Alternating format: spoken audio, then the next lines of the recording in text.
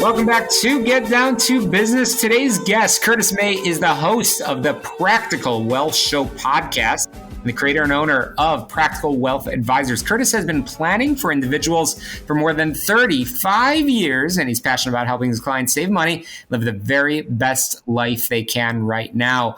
And I am super excited to be joined by Curtis May once again. Curtis, thanks so much for joining us. Yes, thanks for having me. I'm excited. Absolutely. And I feel like I'm in the company of a celebrity. You've got your own show, and I know you're very passionate about sharing advice, but practical advice. So what is Practical Wealth Solutions and Practical Wealth Show podcast? What's your focus? Well, actually, it's not giving advice. It's really teaching people not what to think, but to think, right? Based on principles, not on hope. Right. Because I think too much typical financial advice is based on hoping markets go up, hoping this, hoping that. And I want to teach people, and what makes me passionate is to educate people to be in control of their own money. That's what I'm excited about. So I'll go over the principles, but that's what I do. I love it. And on that same sort of spirit of not sharing advice, I know that behind every business, but certainly somebody like yourself that's so passionate about this topic, there's a story. And I know you've been married to your wife, Erica, and you actually share an office together, but you're both really passionate about what you do. So how did you get into this line of work?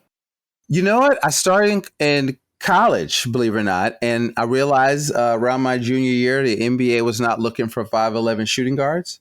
And I actually, somebody shared with me the opportunity, which I got. I was blessed because my family had always been in business. So I never got that go get a good job talk.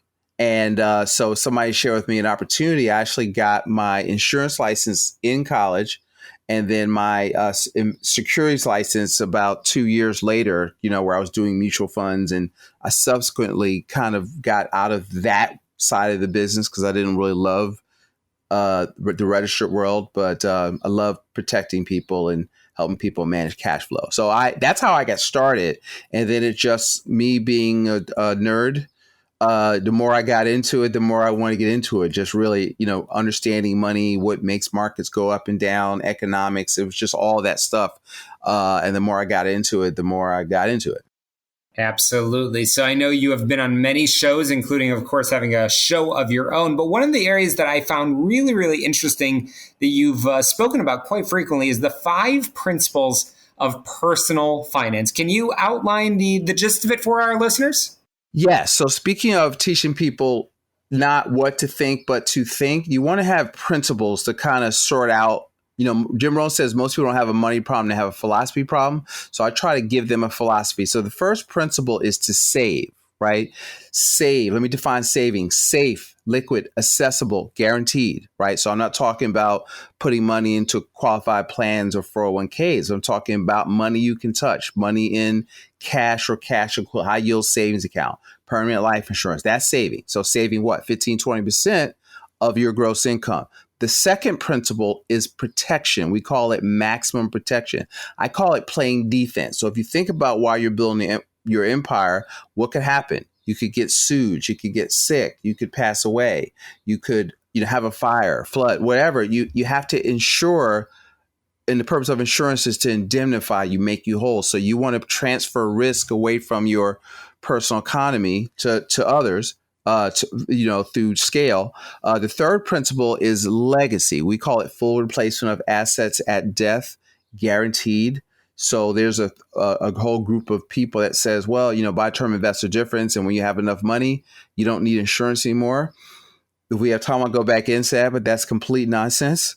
Right. And I'll try to explain it later. The fourth principle is liquidity, 6 to 12 months of cash. You could be out of work. You could have another COVID, and so if it's not for emergencies over like 3 or 4 months, it becomes your opportunity fund. And the fifth principle is velocity of money. So the typical world tends to focus you on what I call the accumulation theory, buy and hold, dollar cost average.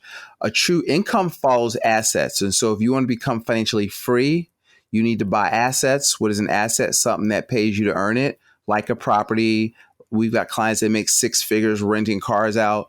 You want to buy assets that go to work instead of you working. That's velocity of money. Those are the 5 principles.